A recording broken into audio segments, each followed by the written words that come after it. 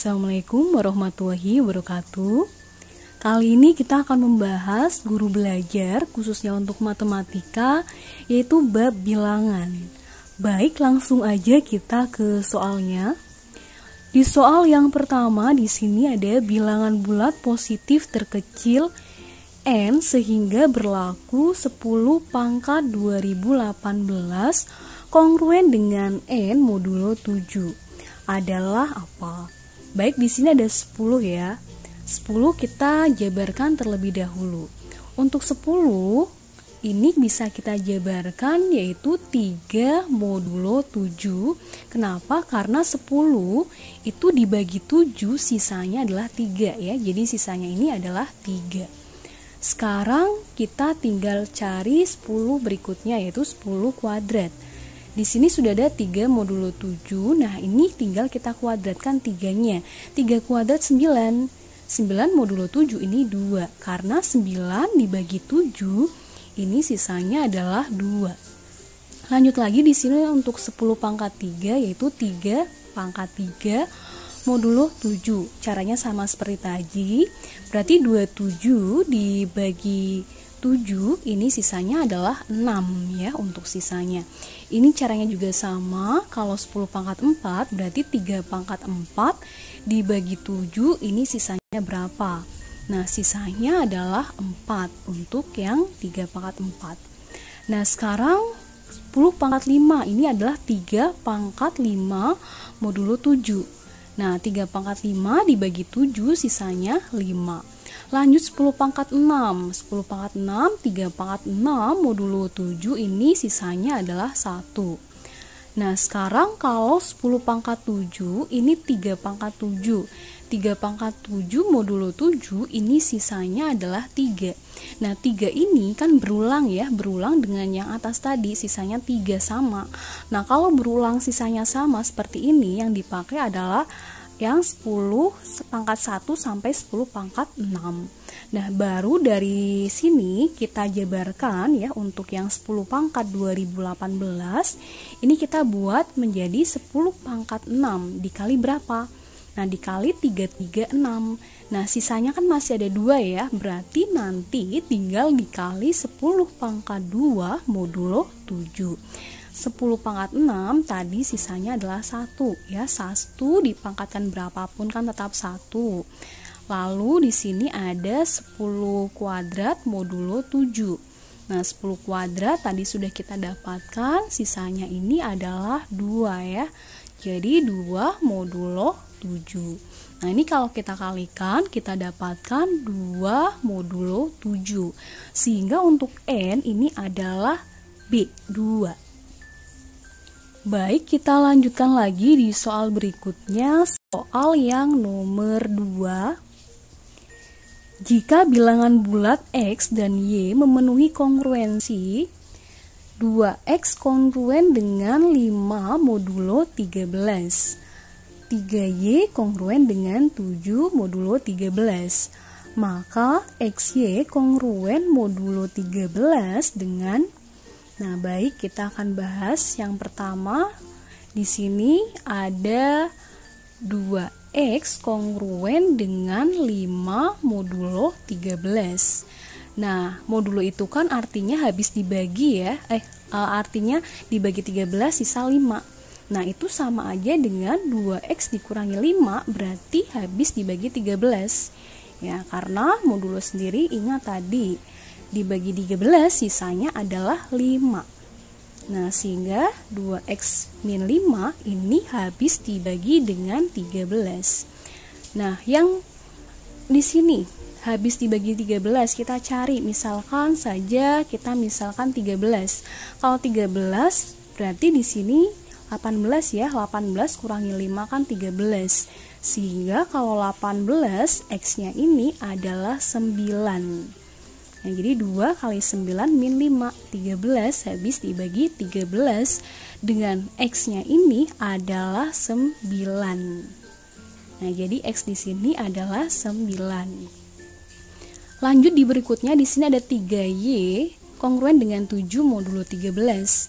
Sama seperti tadi, modulo itu kan artinya dibagi 13 sisanya 7. Berarti 3Y dikurangi 7 ini habis dibagi 13. Kita cari kalau 13 dulu. Kalau 13 di sini berarti ini min 7 berarti 20. 20 lalu kalau 3Y 20 nggak bisa ya. Nah, berarti kita coba berikutnya yang habis dibagi 13, coba 26.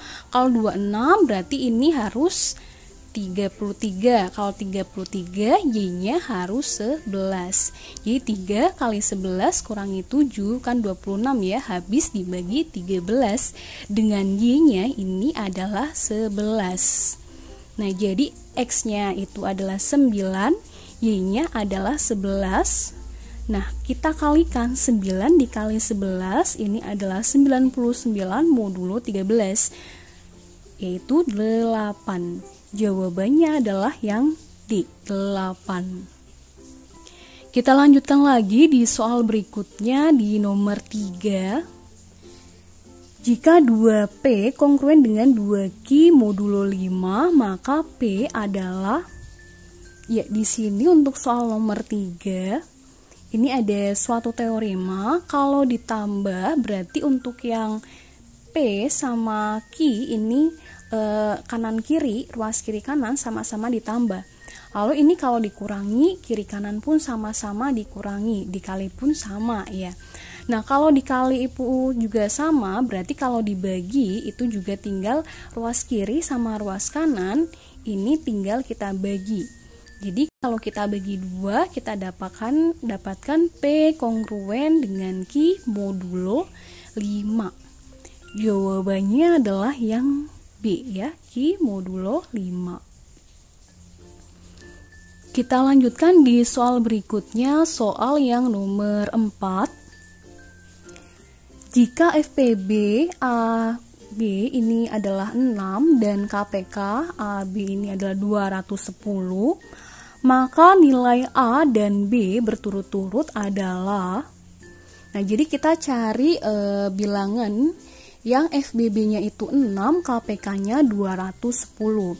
Kita cari satu persatu dulu, mulai dari yang A ya, 30 sama 42. Kalau 30 itu kita jabarkan 2 kali 3 kali 5. Kalau 42 kita jabarkan 2 kali 3 kali 7.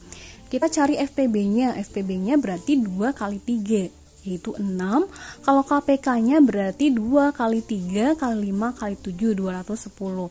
Nah, ini yang A langsung memenuhi ya, dimana FPB-nya 6, KPK-nya 210.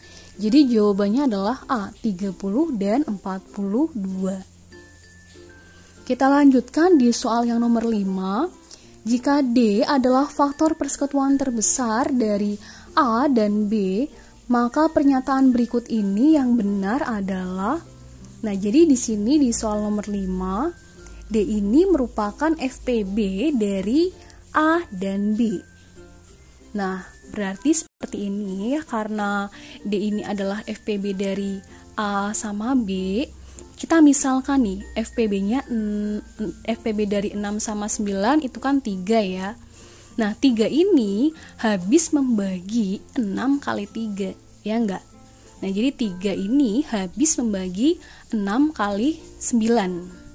Nah, berarti di sini jawabannya adalah D habis membagi A dikali B. Jadi jawabannya adalah yang A. Kita lanjutkan di soal nomor 6. Dengan menggunakan induksi matematika, kita menunjukkan bahwa untuk N bilangan bulat, maka bilangan 5 pangkat 2N min 1 habis dibagi. Ya, jadi di sini ada 5 pangkat 2N min 1. Kita misalkan aja, misalkan kalau N-nya 1. Kalau N-nya 1 berarti 5 pangkat 2 kali 1 kurangi 1, 5 kan? Nah, kalau kita masukkan bilangan berapapun di situ, itu juga pasti habis dibagi dengan 5. Nah, jadi di sini jawabannya adalah habis dibagi 5D jawabannya. Baik, selanjutnya kita lanjut di soal yang berikutnya di nomor 7. Di sini ada bilangan 1 faktorial dikali 2 faktorial dikali 3 faktorial dan seterusnya sampai 9 faktorial. Dapat dinyatakan sebagai hasil kali perpangkatan faktor-faktor primanya. Jumlah dari semua pangkat pada bentuk hasil kali faktor-faktor primanya adalah, baik, di soal nomor 7 kita jabarkan terlebih dahulu mulai dari 1 faktorial sampai 9 faktorial. Nah, kita jabarkan di sini untuk 1 faktorial ini 1. Nah, 1 bukan bilangan prima ya. Lanjut ke 2 faktorial, 2. Nah, primanya 2.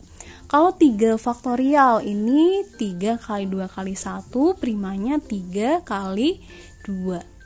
Kalau 4 faktorial, 4 kali 3 kali 2 kali 1. Nah, di sini kan ada 4. 4 itu kan 2 kuadrat ya. Jadi bisa kita bentuk 2 pangkat 3 dikali 3 untuk primanya. Lanjut, 5 faktorial itu adalah 5 kali 4 kali 3 kali 2 kali 1. Nah, berarti di sini ada 4. 4 ini kan 2 kuadrat, sehingga bisa kita bentuk 5 dikali 2 pangkat 3 dikali sama 3. Lanjut, ada 6 faktorial. Ini artinya 6 kali 5 kali 4 kali 3 kali 2 kali 1. 6 ini kan 2 kali 3 ya, ada prima. 4 ini ada 2 kali 2, ada primanya juga, sehingga bisa dijabarkan 2 pangkat 4 dikali 3 kuadrat dikali 5. Lanjut, ada 7 faktorial, yaitu 7 kali 6 kali 5 kali 4 kali 3 kali 2 kali 1. 6 kita jabarkan kan 2 kali 3, ada prima. 4 itu 2 kali 2. Nah, kita jabarkan 7 dikali 2 pangkat 4 dikali 3 kuadrat dikali 5. Lanjut, 8 faktorial. Ini ada 8 kali 7 kali 6 kali 5 kali 4 kali 3 kali 2 kali 1. 8 ini itu kan 2 pangkat 3 ya. Lalu ada 4, ini 2 kuadrat. Lalu di sini bisa kita bentuk yang primanya 2 pangkat 3 dikali 7 dikali 2 pangkat 4 dikali 3 kuadrat dikali 5. Lanjut di 9 faktorial, ini 9 kali 8 kali 7 dan seterusnya. Kita lihat primanya, ini ada 9. 9 ini itu bisa kita buat menjadi 3 kuadrat, lalu 6 juga bisa kita bentuk prima, sehingga menjadi 3 kuadrat dikali 2 pangkat 3 kali 7 kali 2 pangkat 4 kali 3 pangkat 2 kali 5. Yang dicari adalah jumlah pangkat bilangan prima. Jadi kita jumlahkan pangkat dari primanya. Ini kita jumlahkan pangkatnya aja. Nah, kalau kita jumlahkan pangkatnya, kita dapatkan itu 51. Jadi jawabannya adalah yang D. Kita lanjutkan di soal berikutnya di nomor 8. Banyak bilangan prima 2 angka yang hasil kali angka-angka penyusunnya merupakan bilangan ganjil adalah apa? Nah, di sini ada bilangan ganjil ya, harus bilangan ganjil dan prima. Berarti bisa 11, 13, 17, 19. Lalu ada ganjil dan prima lagi ke 31, 37, 53, 59, 73, 79, 91, 97. Nah, banyak prima yang ganjil ini ada 12. Jawabannya adalah yang D. Kita lanjutkan di soal berikutnya, di soal yang nomor 9. Di sini ada P kongruen dengan Q modulo 11, maka 23P dikurangi 44 adalah. Nah, kita ingat kembali di sini ada teorema, kalau ditambah berarti kanan kiri juga ditambah, kalau dikurangi juga sama, kalau dikali kanan kiri juga sama-sama dikali. Nah, di sini ada P kongruen dengan Q modulo 11 ya.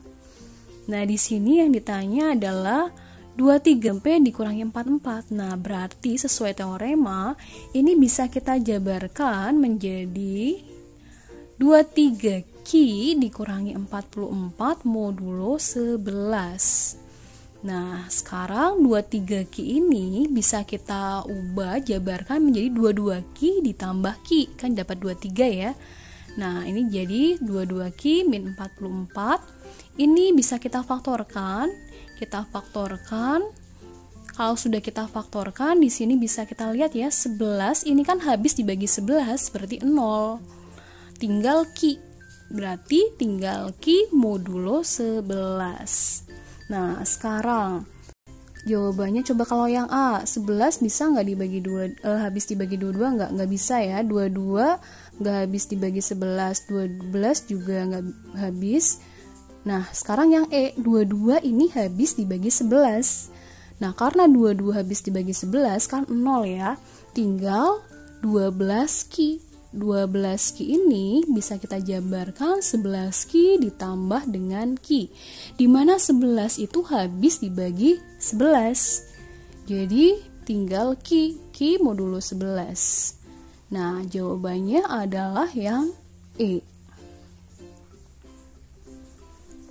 Oke, next kita lanjut di soal berikutnya di nomor 10.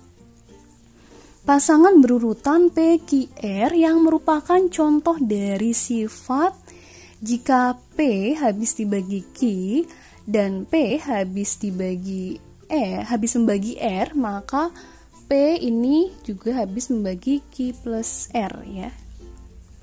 Nah, jadi di sini P kan habis membagi Q. Lalu di sini juga P habis membagi R.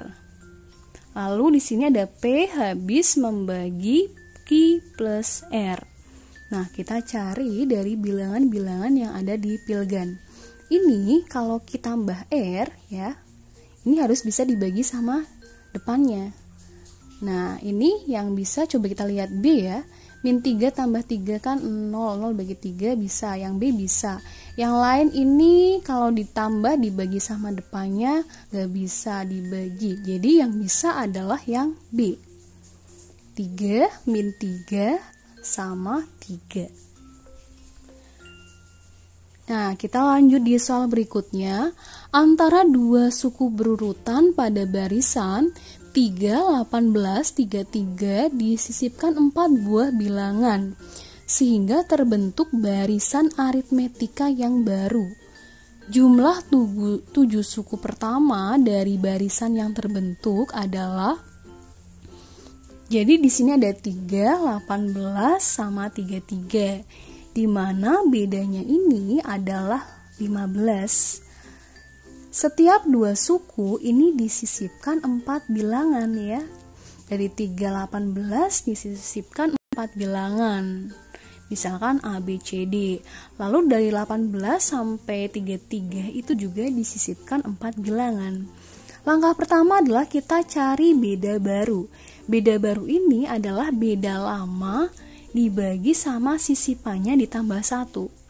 Beda lama ini 15 dibagi 4 tambah 1. 4 tambah 1 kan 5, 15 bagi 5, 3. Nah, di sini pertanyaannya adalah jumlah 7 suku pertama. Nah, sudah dapat bedanya 3. 7 suku pertama, A-nya 3 ya, N-nya 7, 7 kurangi 1 nanti 6. Jadi di sini 2 kali 3, lalu ini 7 kurangi 1. Ini 6, 18 ditambah 6 dapat 24, 24 bagi 2, 12, 12 kali 7, 84. Jawabannya adalah yang B. Baik, selanjutnya kita ke nomor 12. Jumlah bilangan di antara 5 dan 100 yang habis dibagi 7 tetapi tidak habis dibagi 4 adalah, nah, langkah pertama kita cari dulu bilangan antara 5 sampai 100 yang habis dibagi 7. Ya, antara 5 sampai 100 yang habis dibagi 7 berarti kelipatan 7, 14, 21 dan seterusnya sampai 98. Karena di sini diminta antara 5 sampai 100. N-nya berarti 98 dibagi 7 dapat 14. Ini untuk N ya. Jadi kalau jumlah bilangannya itu sendiri, yang bilangannya habis dibagi 7, kita masukkan ke sini untuk Sn. N-nya 14, ini N per 2 dikali 2A ditambah N-1B. Untuk suku pertamanya 7, N-nya 14, bedanya 7. Lalu di sini tinggal kita hitung, di sini kita dapatkan 735. Ini untuk bilangan yang habis dibagi 7. Lalu kalau di sini ada kalimat tetapi tidak habis dibagi 4 ya. Nah, kita nanti cari dulu aja bilangan yang bisa yang habis dibagi 7 lalu dan 4 ya, 7 dan 4. Ini kan 28, 56, 84. Nah, kita jumlahkan nih, dapat 168. Nah, tinggal kita kurangi karena diminta habis dibagi 7 tetapi tidak habis dibagi 4. Jadi cukup dikurangi 735 dikurangi 168. Jawabannya adalah yang B, 567. Next, kita lanjut di soal nomor 13, tentukan persamaan sigma K kuadrat dikali X kuadrat ditambah 2X di mana K-nya 3 sampai 7. Nah, ini sama dengan 405. Nilai X yang memenuhi. Sekarang di sini ada sigma ya, sigma K kuadrat dikali X kuadrat min 2X. Nah, di sini ada K ya. K-nya itu kan 3 sampai 7. Nah, kita masukkan K-nya. Kalau sudah kita masukkan K-nya di sini, ini kan ada mulai dari 3 ya, 3 kuadrat 9, 4 kuadrat 16, 5 kuadrat 25, 6 kuadrat 36, 7 kuadrat 49. Dijumlahkan semua aja dapat 135. Di sini ada 405 dibagi 135 dapat 3. Jadi kita dapatkan di sini, kita pindah ruas, X kuadrat min 2X min 3 sama dengan 0. Kita faktorkan, didapat X-nya itu 3 atau X-nya adalah negatif 1. Jadi jawabannya adalah yang B. Lanjut lagi di soal berikutnya, nomor 14. Nilai dari sigma 4K min 5 di mana K-nya ini 4 sampai 51. Nah, ini kita coba pakai cara barisan ya. Di sini ada K. Kalau K-nya 4. Nah, kalau K-nya 4 kita masukkan di sini. 4 kali 4 dikurangi 5 11. Lalu kalau 5, 4 kali 5 dikurangi 5 itu 15. Kalau 6, 4 kali 6 dikurangi 5 itu 19. Dimana ini bedanya adalah 4. Nah, B-nya kan 4 ya. Kalau N dari 4 sampai 51, E-nya ini 48. Tinggal kita cari jumlahnya aja. Kita cari jumlahnya. Kita gunakan rumus jumlah di mana 48 dibagi 2 dikali 2A ditambah N-1B. Untuk suku pertamanya ini 11, N-nya 48, untuk bedanya adalah 4.